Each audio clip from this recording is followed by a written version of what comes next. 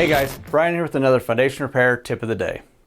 This week, we're going to dive into Angie's List. More so, some myths and misconceptions in regards to some of the statements that they have on their website when it comes to foundation repair and foundation repair contractors.